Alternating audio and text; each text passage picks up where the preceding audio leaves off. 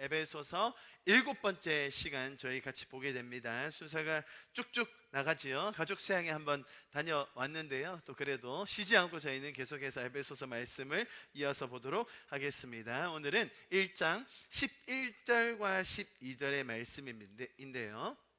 여러분 성경이 있으신 분들은 혹시 보시면 1장에 보면 1절부터 2절까지 인사말을 합니다. 그죠? 인사라고 적혀 있죠. 그리고 3절부터 14절까지가 한 단락으로 묶어져 있는 것 여러분 성경 보시면 아마 발견하실 수 있을 겁니다. 휴대폰으로 보면 아마 안 나올 수도 있는데요. 3절부터 14절까지가 한 단락입니다. 여러분 놀라운 것은 3절부터 14절까지가 한 문장이에요. 한 단락이 아니라 한 문장으로 문장이 그쳐지지 않고 쭉 적혀 있습니다. 그래서 신약 성경 중에 가장 긴 문장으로 알려져 있습니다. 202개의 단어로 구성된, 그러니까 한숨에 쭉 읽어 나가야 할 그런 구절입니다. 그래서 처음에 찬송하리로다 하나님 곧 우리 주 예수 그리스도의 아버지께서 그리스도 안에서 하늘에 속한 모든 신령한 복 우리에게 주시되, 그러면서 쭉 한숨에 쭉 읽어 나가야 하는 이 구절이 오늘 3절부터 14절인데요. 오늘은 저희는 이 제 마지막 부분 11절과 12절을 보고 다음 주에는 13절, 14절까지 마무리하도록 하겠습니다. 아마도 바울이 이 장면을 적을 때 정말로 그 압도하는 은혜에 취해서 이 문장을 정말 단숨에 쭉 적어 나간 것이 아닌가 저희는 그렇게 보고 있습니다. 자, 여러분 오늘 본문이 11절, 12절 두 절밖에 안 됩니다. 그래서 한번 좀 집중해서 보면 좋겠는데요. 자, 보십시오 여러분. 11절 말씀. 자, 이제 오늘 본문으로 들어가 봅니다. 11절을 자세히 보시면 좀 비슷한 단어, 유의한 표현들이 반복되는 것을 볼 수 있습니다. 눈으로 한번 저를 따라와 주십시오. 모든 일을 그의 뜻에 결정에 따라 일하시는 이의 계획을 따라 우리가 예정을 입어 그 안에서 기업이 되었다. 그죠? 뭔가 애매하고 또 혹은 뭔가 우리에게 설명해 주는 게 있는 것 같은데 비슷한 단어들이 반복적으로 설명되고 있는 것을 저희가 볼 수 있습니다. 여러분 좀 크게 이 한 단어를 보지 마시고 이 구절 전체를 보면 큰 그림에서 본다면 결론적으로는 하나님의 뜻과 또 그분의 계획과 그분의 결정하심에 따라 하나님이 직접 일하신다 라는 것을 설명하고 강조하고 있는 것이 11절입니다. 다시요 보세요. 그의 뜻과 또 결정대로 하나님은 직접 스스로 이 계획을 따라 일을 하신다. 우리는 그 일하심에 이미 예정된 계획된 사람들이다 라는 것을 알 수 있습니다. 자, 오늘 이 나와 있는 11절에 신학적인 개념 한 가지만 좀 잡고 오늘 본문을 더 보면 좋겠는데요. 보십시오. 여기 뭐라고 되어 있다고요? 하나님의 뜻이 있고 또 그분의 결정이 있고 또 그분의 계획, 그분의 예정하심이 강조되어 있다고 제가 설명을 드렸는데요. 자, 이것은 하나님께서 그분의 의지가 있고 또 하나님은 계획에 따라 일하신다라는 것을 보여줍니다. 여러분 잘 구분해서 잘 들으셔야 됩니다. 다시요. 하나님은 의지가 있으세요. 하나님은 계획이 있으세요. 반대로 말하면 하나님은 막무가내로 기분 따라 이랬다 저랬다 계획을 변경하시면서 일하시는 것이 아니라 하나님은 그분의 의지를 들여서 그 계획에 맞게 우리의 인생을 향해서 또 인류를 향해서 일하고 계신다라는 것이죠. 여러분 이것은 다른 신들과 굉장히 다른 속성입니다. 다른 이방의 신들 혹은 이교도적인 신들은 대부분 신의 기분에 따라 판결이 바뀝니다. 대표적인 예로 이슬람을 믿는 무슬림들이 정말로 인생을 살아가면서 5가지 기둥 구원을 받기 위해서 정말로 열심히 했어요. 그런데 마지막 우리로 말하면 백보자 심판이 있잖아요. 마지막 그 심판 때 알라의 기분에 따라 판결이 크게 바뀝니다. 여러분 그럼에도 불구하고 그 기분 나쁠 것도 미리 대비해서 더 열심히 더 헌신적으로 이 땅에서 뭔가 조건을 채워 놔야 그 알라의 기분을 맞출 수 있는 거예요. 여러분, 세상의 대부분의 신이 그렇습니다. 정확한 기준이라든지 변하지 않는 성품을 가진 것이 아니라 때에 따라, 기분에 따라 이랬다 저랬다 하는 것이 신들의 특징인데요, 하나님은 그분의 의지를 가지시고 계획에 따라 일하신다는 것입니다. 자, 제가 지금 이 구절에서 하나님은 의지를 가지고 계시다, 계획이 있으시다, 그분의 뜻이 있다라는 것을 강조하고 있는데요, 자, 이러한 하나님의 의지라는 것에 대한 신학적인 속성이 있습니다. 성경이 말하는 이런 하나님의 변치 않는 그런 특징과 동일한 맥락으로 볼 수 있는데요, 자, 이것들을 정리를 좀 해봤습니다. 하나님의 의지에 대한 신학적 특징. 자, 이것은 제가 감히 저 같은 학구방 목회자가 뭐 이렇게 정한 게 아니라 대대적인 신학자들이 같이 모여서 하나님의 의지라고 할 때 성경이 나타내는 그런 신학적 특징이 무엇인가에 대해서 정리해 놓은 것을 제가 여러분에게 설명드리는 겁니다. 자, 보십시오. 하나님의 의지는 독립적입니다.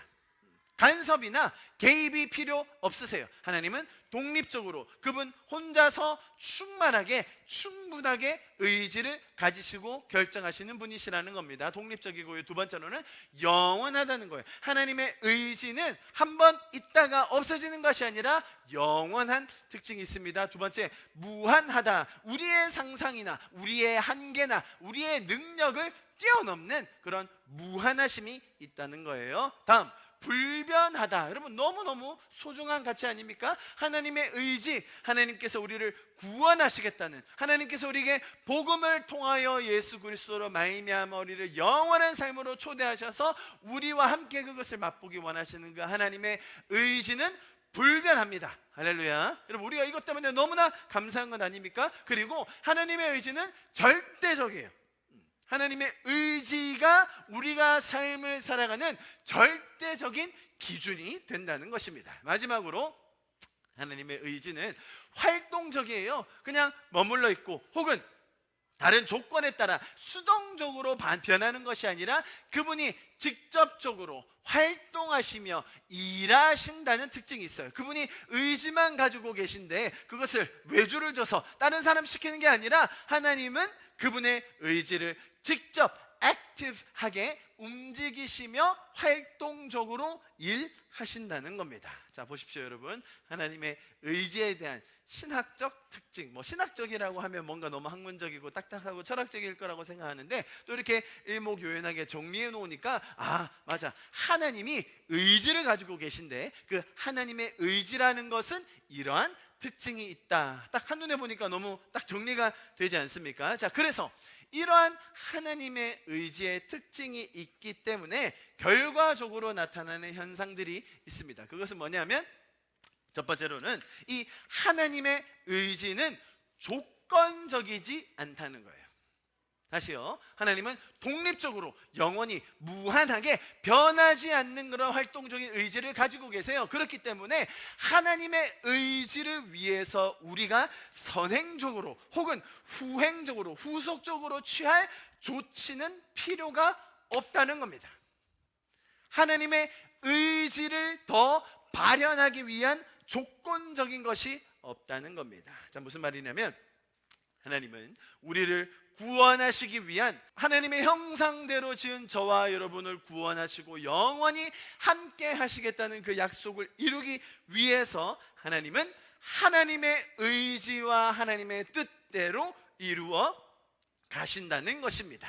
전지전능하신 그분의 뜻을 이루신다. 그분이 직접 절대적으로 이루어 가신다라는 것을 우리는 기억해야 됩니다. 그래서 우리 성도들은 하나님은 그분의 뜻대로 모든 것을 남김없이 그분의 의지에 따라 이루실 것을 믿는 자들입니다. 자, 그래서 여러분, 우리의 구원이라는 것은 이게 두 번째 이제 결과인데요. 우리의 구원이라는 것은 하나님의 의지대로 이루어진 것입니다. 우리의 구원은 우연히 이루어졌거나 또 반대로 말하면 우리가 뭔가 열심히 해서 우리가 헌신적으로 드리고 이루어내서 얻어진 것이 아니라는 것이죠. 아주 전적인 하나님의 의지와 뜻, 그것을 저희는 뭐라고 부릅니까?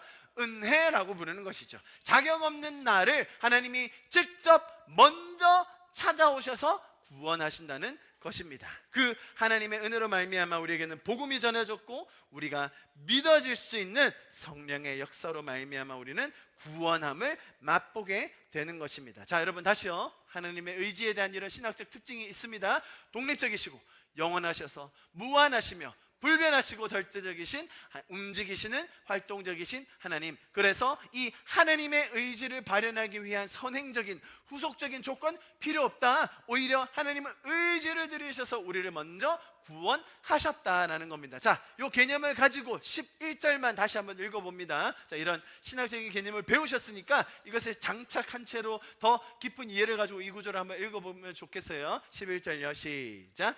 모든 일을 그의 뜻의 결정대로 일하시는 이의 계획을 따라 우리가 예정을 입어 그 안에서 기업이 되었으니. 아멘. 그분의 영원하시고 무한하시며 불변하고 절대적이신 일하시는, 활동하시는 그분의 의지대로 우리를 예정하셨습니다. 그리고 그 안에서 그분의 기업, 자, 이것은 우리가 다음 주에 좀 더 얘기할 텐데요. 그분의 기업, 즉 하나님 자체를 소유하게 되었습니다. 그래서 우리는 하나님과 함께 성령으로 동행할 수 있는 그런 특권을 주신 것입니다. 다음 주에 이 부분을 조금 더 자세히 보도록 하겠습니다. 자, 제가 먼저는 조금 신학적인, 다소 좀 철학적이면서 형이상학적인 이런 부분을 설명을 드렸습니다. 자, 그렇다면 이러한 신학적인 설명, 그분이 의지가 있으시다, 또 의지에는 이러이러한 신학적인 특징이 있다라고 하는데, 그렇다면 우리의 삶에는 이런 것이 어떤 영향이 있으며 어떤 의미가 있을까요? 자, 여러분, 저와 여러분은 다 지금 현재 몸을 입고 계신, 우리의 몸을 가지고 있는 육적인 존재들입니다.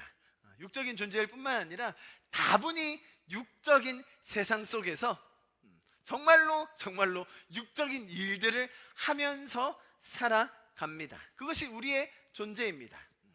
자, 그런 육적인, 육에 속해 있는, 육에 국한될 수밖에 없는 육적인 세상을 살아가야 하는 저와 여러분에게 도대체 이 한 구절, 오늘 우리가 본문으로 맞아들이게 된 이 11절의 말씀, 주님이 의지가 있으시다? 또 의지에는 그러한 신학적인 특징이 있다? 그래서 우리의 삶에 도대체 이런 신학적인 특징, 이런 성경의 말씀이 도대체 어떤 의미가 있을까요? 정말 이 한 구절 가지고 이러쿵 저러쿵 이야기하는 것이 정말 세상 속에서 육에 갇힌, 육에 속한 존재로서 살아가야만 하는 저와 여러분에게 어떤 영향과 어떤 의미를 주는 것인지를 오늘 우리가 좀 함께 묵상해 보기를 원합니다. 여러분, 성경은요 참 이상하리만큼 계속해서 반복적으로 또 지속적으로 저와 여러분을 이런 아주 영적인 공간, 영적인 개념, 또 영적인 상태로 초청하는 것 같아요. 이 말씀이 육에 갇혀있는 우리를 계속해서 지속적으로, 너희가 거기에 한정된 존재가 아니다, 거기에서 끝날 존재가 아니다, 거기에만 지배를 받는 존재가 아니라는 그런 깨달음으로 우리를 계속 초청해주고 계신다는 것입니다. 어찌 보면 이런 말씀들, 그냥 지나갈 수 있는 한 구절의 이런 말씀이 육에만 갇혀있는 우리의 시선을 영적으로 옮겨주는 것 같다는 거예요. 여러분, 성경은 우리의 육적인 현실, 또 우리의 육에 속한 삶의 터전을 부인하지 않습니다. 그것이 부정하다고 말하지 않아요. 우리는 그 안에서 살아가야 할, 마치 전쟁터와 같은 우리의 삶을 살아가야 할 존재들임을 너무 잘 가르쳐주고 있죠. 자, 그런데 동시에 우리에게는 이런 영적인 실체, 개념, 하나님의 살아계심, 그분의 특징이 있다는 것을 계속해서 가르쳐주고 또 확신을 가지게 하고 우리의 시선을 돌이키게 한다는 것입니다. 왜 그럴까요? 오늘 이 구절이 왜 그렇게 우리에게 중요한 것입니까? 우리가 영적인 존재, 우리의 인생이라는 것이 육에서 시작해서 육으로 끝나는 것이 아니라 지금 이 땅에 살면서도 우리의 영이 깨어서 영으로 이 세상을 변화시키며 지배하며 다스리며 살 수 있다는 것을 우리에게 가르쳐 주는 것입니다. 여러분, 단순히 내가 무지하여서 맞아, 그냥 이 땅에 살면서 그냥 편안하게 살고 내 꿈 소소하게 이루고 주변도 조금 도우면서 살면 그 정도 의미 있는 것 아닌가 라고 생각하기 쉽게 만드는 그런 우리의 무지함 뿐만 아니라, 세상에서는요 정말로 그런 육신에 속한 사상과 육신에 속한 가치들을 우리로 이런 영적인 실제로부터 멀어지게 하기 위해서 어마어마한 공격을 퍼붓고 있다는 것입니다. 자, 그래서 우리는 이 주일 예배에 모여서 이 강단에서 또 우리가 함께 교제하며 세상적인 이야기를 하려고 모인 것이 아니라, 세상 돌아가는 이치를 논하고 그것을 학습하기 위해서 이 시간을 가지는 것이 아니라, 하늘의 이야기, 영적인 실체, 하나님의 의지가 있다, 그분이 뜻이 있으시다, 하나님은 계획이 있으시고 그 계획에 따라 우리를 위해 일하신다라는 것을 우리가 함께 배우고 나누고 기도하기 원하는 것입니다. 그래서 여러분, 비록 우리가 육신 안에 갇혀 있는 것처럼 그렇게 보여질 때도 있지만, 이런 하나님의 뜻과 또 영적인 실제와 영적인 공간으로 우리가 예배 시간을 통해서 이끌림을 받아 우리의 영이 다시 한번 살아나고, 오히려 이 땅의 육을 더 잘 다스릴 수 있게 된다라는 것을 우리가 성경어로부터 배워야 한다는 것입니다. 몇 가지 예를 들어볼까요? 여러분, 우리가 살다 보면 우리의 육적인 자존심이, 우리의 마음이, 우리의 생각이 좀 부끄럽고 창피하고 수치를 당할 때도 있습니다. 성도로 살다 보면 그럴 때가 있죠. 내가 영적인 존재랍시고 나는 성도라고 구원받았다고 막 하늘의 것을 추구하고 살려고 하다 보면 세상에서 지탄을 받고 부끄러움 당할 때도 있습니다. 직장에 있으면 그렇게 이야기하죠.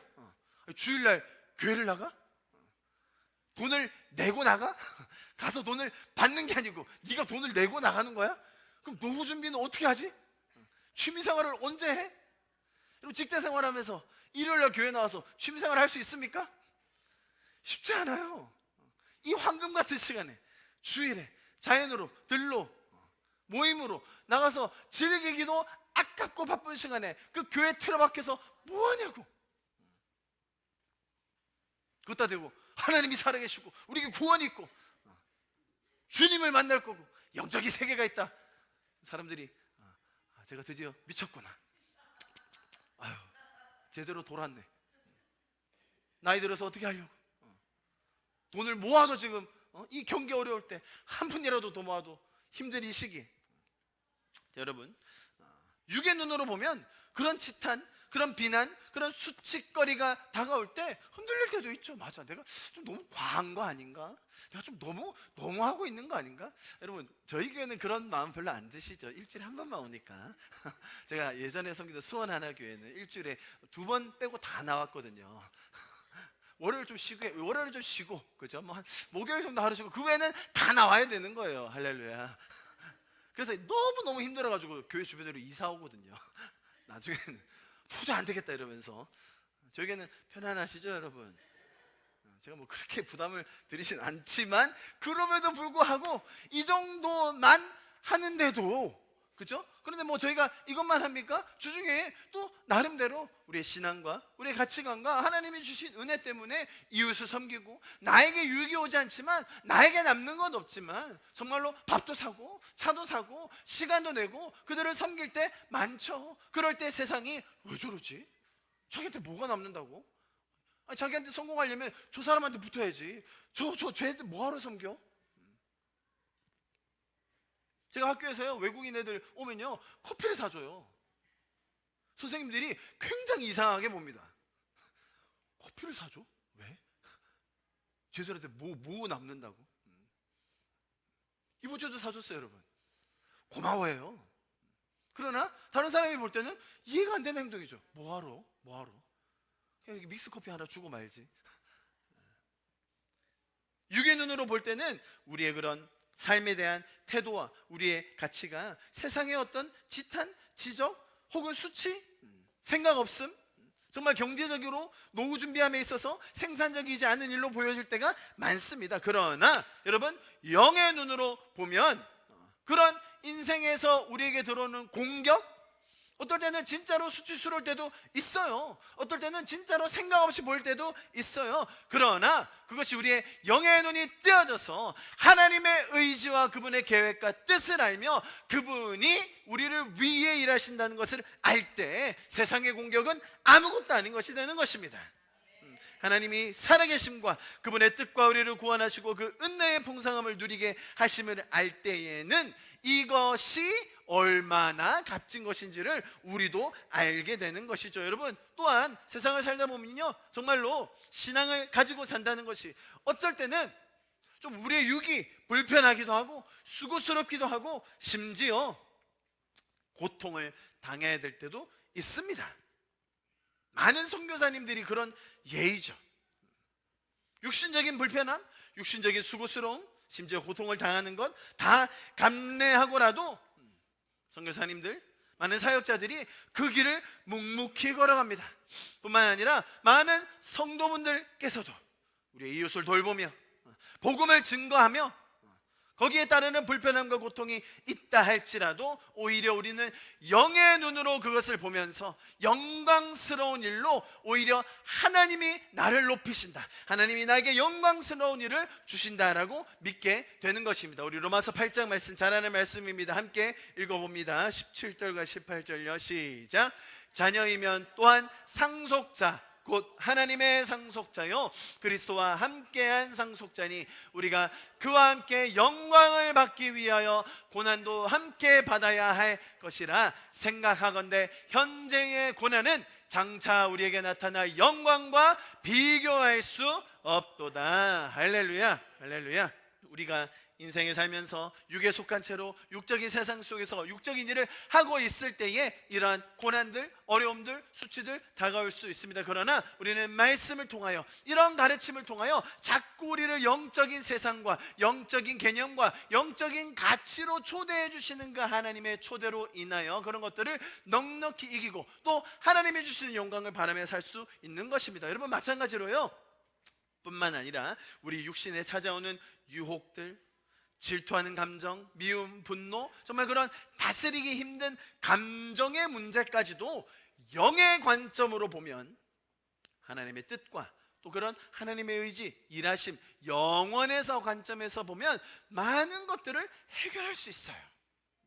다시요, 우리의 감정마저도 좋은 감정 말고요, 질투하는 감정, 미워하는 감정, 분노하는 그런 감정마저도 오늘 우리 같은 본문을 보면서 해결할 수 있다는 거예요. 뿐만 아닙니다. 여러분, 기도로, 맞아, 하나님 의지가 있으시지, 그런 의지를 우리가 믿음으로 기도하면서 질병이 낫기도 하고요, 마음이 치유되기도 하고요, 과거의 상처가 해결되기도 합니다. 말씀을 통해서 삶의 문제들이 해결되어지고 인생의 방향이 바뀌게 되는 것 우리는 경험하게 됩니다. 그래서 여러분, 우리는 육적인 상태로 육적인 세상을 살아가고 있지만 우리는 영에 속한 사람들로서 하나님의 의지, 하나님의 계획, 하나님의 뜻 등을 이 땅에 실현하면서 살 수 있는 존재가 되는 것입니다. 자, 그래서 오늘 본문이 이거라는 거예요. 다시 한번 우리 똑같은 구절 또 읽어봅니다. 이런 설명을 더해서 우리의 마음에 새겨보는 거예요. 시작. 모든 일을 그의 뜻의 결정대로 일하시는 이의 계획을 따라 우리가 예정을 입어 그 안에서 기업이 되었다. 그래서 정말 하나님이 우리에게 주시는 이런 의지가 뭐라고요? 그분은 독립적이시고 영원한 의지를 가지고 계시고 우리가 상상할 수 없는 무한한 의지를 가지고 계셔서 변하지 않는 그분의 뜻, 절대적이신 그분의 계획, 그것을 가지고 일하시는 분이심을 우리는 알게 되는 것입니다. 이 말씀의 원리들을 통하여 세상을 능히 이기는 그런 믿음과 담대함과 은혜를 경험할 수 있는 저와 여러분 될 수 있기를 축복합니다. 할렐루야. 자, 오늘 구절 보세요. 모든 일을 그의 뜻의 결정대로, 제가 한 구절만 설명드립니다. 여러분, 우리가 잘 아는, 여기서 말하는 그의 뜻의 결정이라고 했는데, 우리가 너무 잘 아는 하나님의 뜻이 선명하게 나와 있는 구절이 있지 않습니까? 데살로니가 전서 5장입니다. 우리 같이 한번 읽어볼까요? 16절부터 18절 시작. 항상 기뻐하라, 쉬지 말고 기도하라, 범사에 감사하라. 이것이 그리스도 예수 안에서 너희를 향하신 하나님의 뜻이니라. 할렐루야. 여러분, 우리가 항상 기뻐할 수 있는 존재고요, 우리는 쉬지 않고 기도가 가능한 자들이에요. 어떤 일이 일어나든 간에 범사에 감사할 수 있는 조건이 있는 저와 여러분임을 믿으실 수 있기를 축복합니다. 왜요? 이게 하나님이 우리를 향하여 가지신 뜻이라는 것입니다. 여러분, 한번 잘 생각해 보십시오. 이 뜻에 따라 이 계획을 가지시고 우리를 향하여 이걸 우리의 삶에, 이 하나님의 뜻이 저와 여러분의 삶에 이루어지기 위한 그 의지를 가지시고 하나님은 일하고 계신다는 것입니다. 여러분, 우리가 항상 기뻐할 수 있도록 정말로 쉬지 않고 기도할 수 있는 그 하나님과의 친밀한 관계를 가질 수 있도록, 여러분, 쉬지 말고 기도하는 게 그게 가능합니까? 정말로 매 순간마다 기도하는 게 어떻게 가능할까요? 단순히 그 신이라는 존재에 대해서 약간의 정보를 알면, 마치 마법사 지니 같은 그런 소원을 빌어주는 대상이라면 매 순간 쉬지 않고 기도할까요?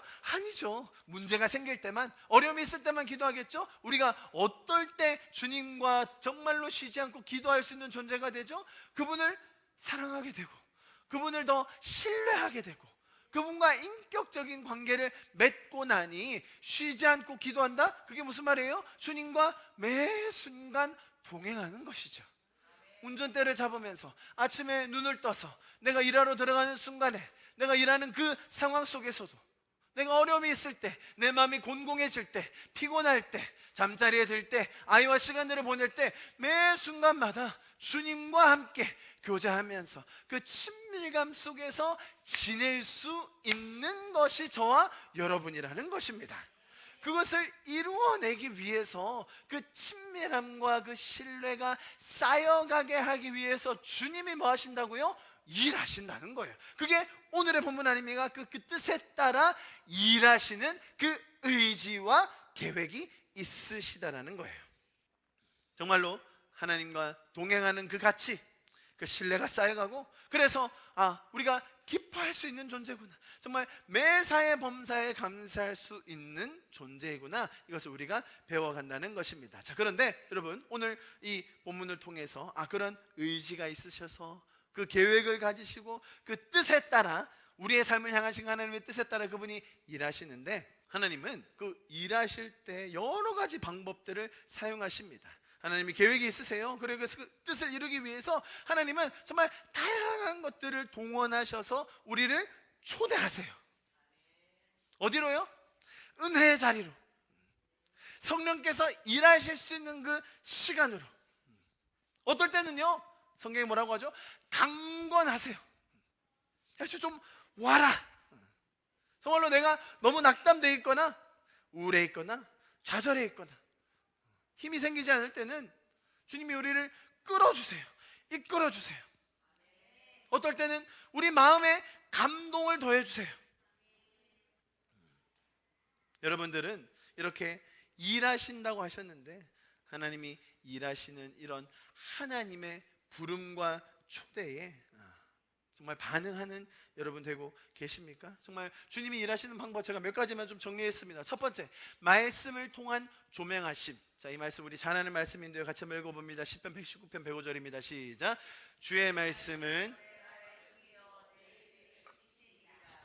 많은 젊은이들이, 혹은 인생의 갈림길에서 많은 분들이 어디로 가야 할지, 내 길이 어디로 가야 될지, 어떤 방향을 선택해야 될지 라고 이야기하면서 사실은 이 말씀에서 말하는 조명하심을 간과할 때가 많습니다. 여러분, 하느님의 말씀이 내 발의 등입니다. 우리 길, 어두운 길에 빛이 되시는 것입니다.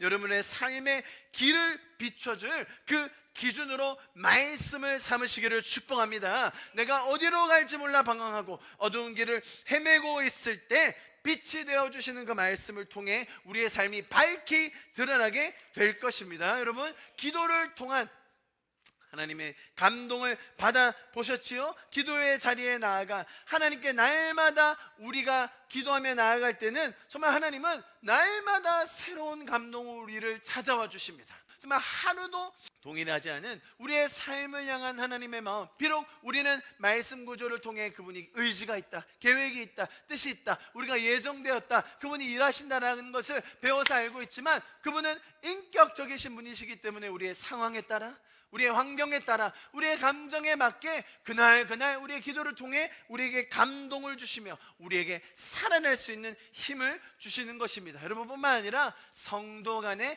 교제를 통한 권면이라는 게 있어요. 여러분, 이것이 단순히 제가 느낌대로 정리한 것이 아니라 신학적으로 교회사 안에 너무나 잘 정립된 것입니다. 서로 사랑하고 또 신뢰하는 성도들 속에서 나누는 교제, 나눔 너무나 소중합니다. 그 안에서 나타나는 권면들 너무나 중요한 것입니다. 우리는 단순히 잡담 수준에서 머무르는 것이 아니라, 잡담이 필요 없다는 게 아니에요. 당연히 필요합니다. 우리가 정말 친밀하게 지내고 관계를 쌓아가려면 서로 사소한 거 다 알아야죠. 그러나 거기서 머무르는 것이 아니라 주님께서 우리에게 주신 은사들이 있거든요. 어떤 분들은 지식의 말로, 어떤 분들은 섬김으로, 어떤 분들은 정말로 그분들을 위해 기도하고 섬김으로, 목양적인 마음으로 각자의 은사에 맞게 그 그룹 안에서 하나님은 일하세요. 그 사람의 은사에 맞게 서로가 서로를 격려하고 권면하고 세워줄 수 있도록 우리에게 일하신다는 것입니다.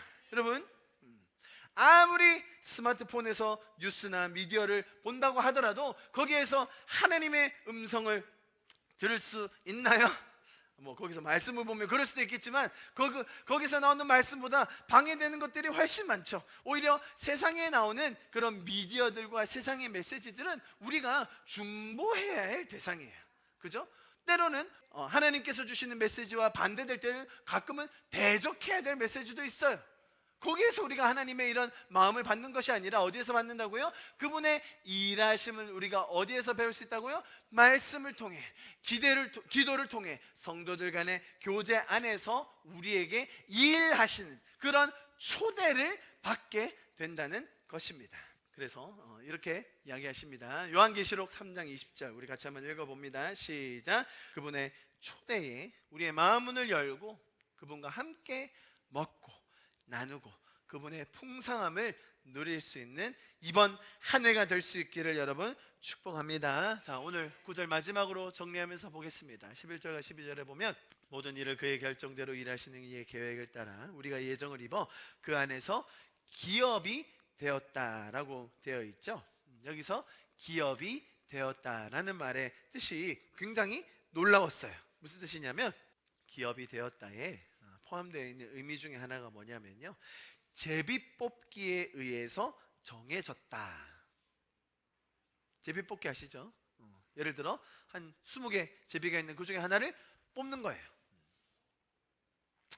이 동사가 이렇게 기업이 되게 하셨다라는 이 동사가 신약에서 이 본문에서만 딱 한 번 나오는데요. 자, 이 제비를 뽑는 주체가 우리가 아니라 하나님이 우리를 선택하셨다라는 것을 설명해 주고 있어요. 그래서 이 단어의 표현의 뜻은 우리가 하나님의 기업으로 선택되었다라는 것이죠. 여러분, 우리는 이 구절에서 우리가 찬양할 수 있는 이유를 더 발견하게 됩니다.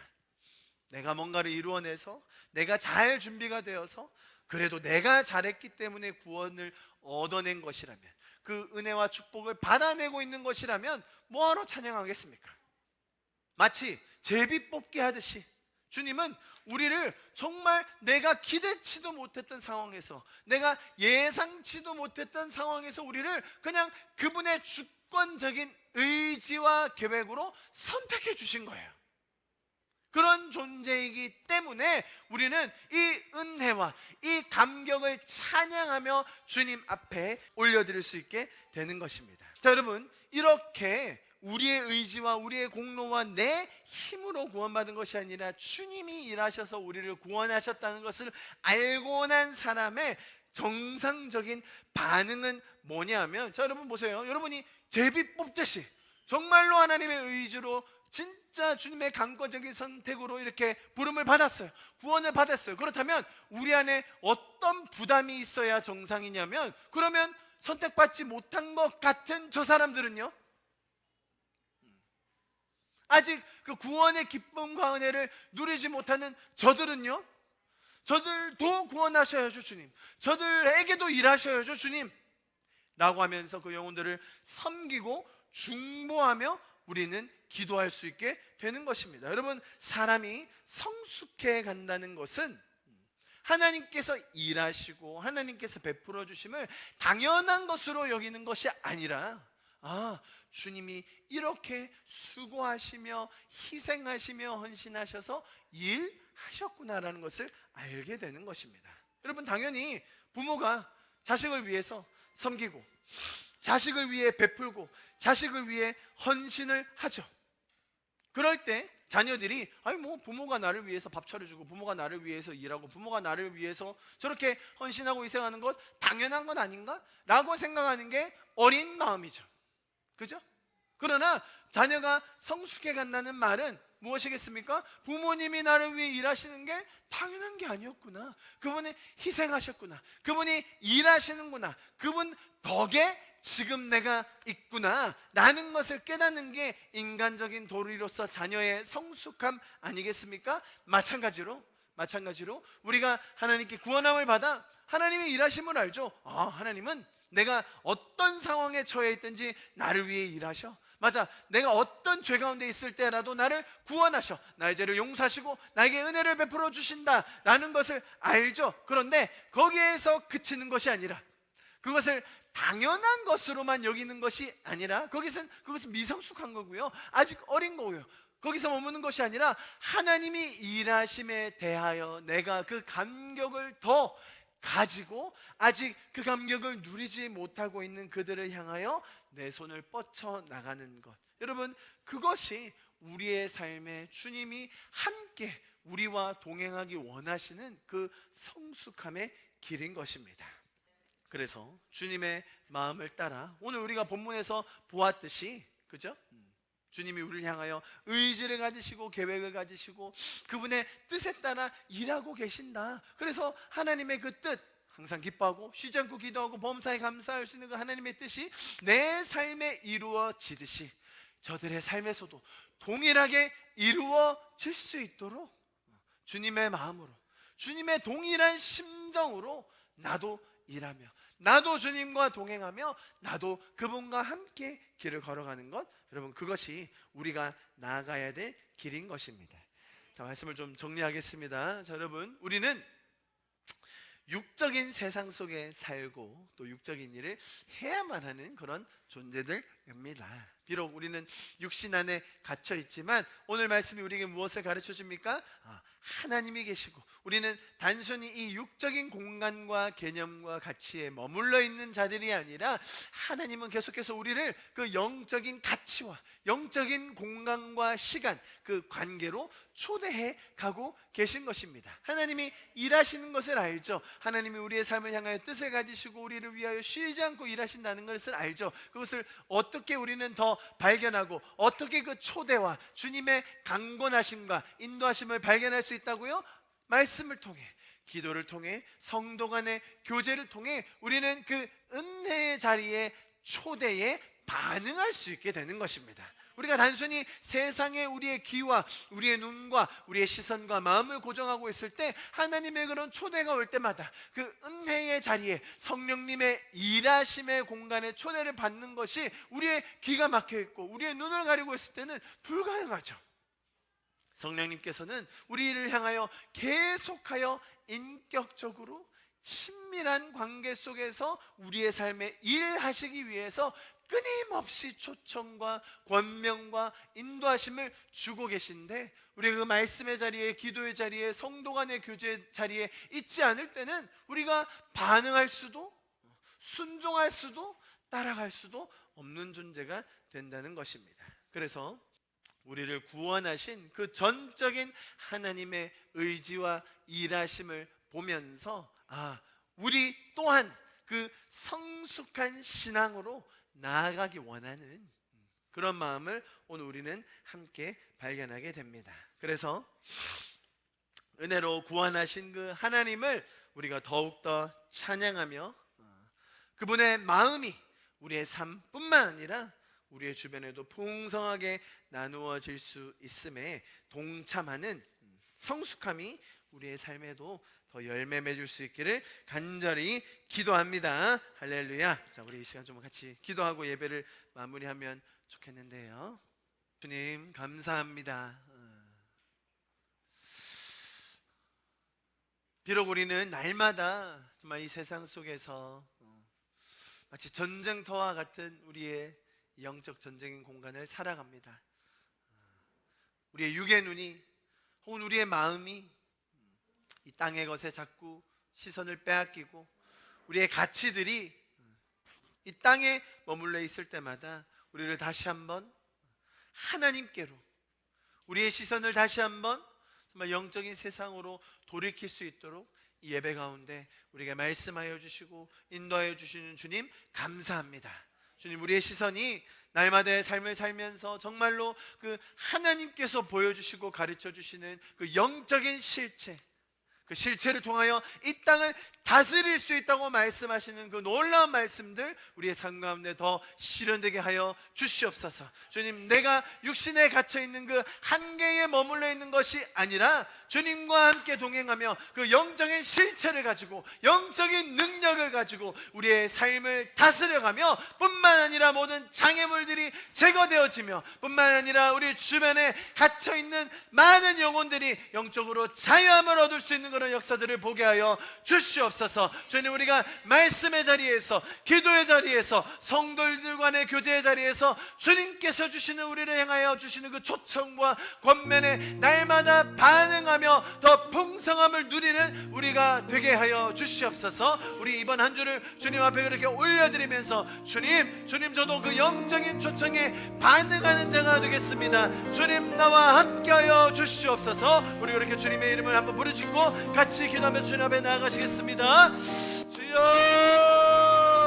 주님 역사하여 주시옵소서. 주님, 우리 가운데 주님께서 주시는 그 마음, 주님 아무것도 두려워 말라. 주 나의 하나님이 지켜주시네. 놀라지 마라, 겁내지 마라. 주님 나를 지켜주시네. 내 맘이 힘에 겨워 지칠지라도 주님 나를 지켜주시네. 세상의 험한 풍파 몰아칠 때도 주님 나를 지켜주시네. 주님은 나의 산성, 주님은 나의 요새,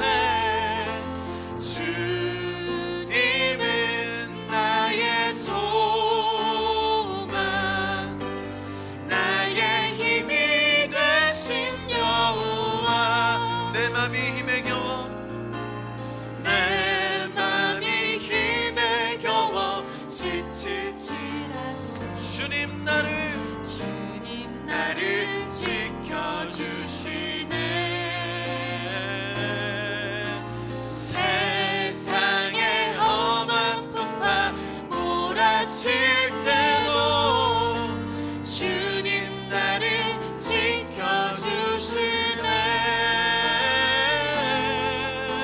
주님은 나의 산성, 주님은 나의 요새, 주님은 나의 소망,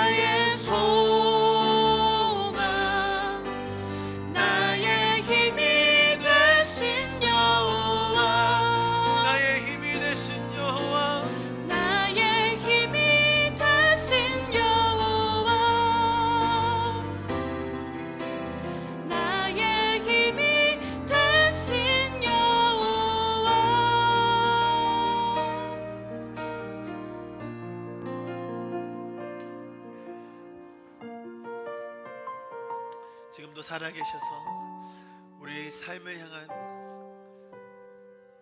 우리가 가늠할 수 없는 그 무한하시고 영원하시고 불변하신 의지를 가지시고 정말 그 계획에 따라 일하고 계시는 그 주님 감사합니다.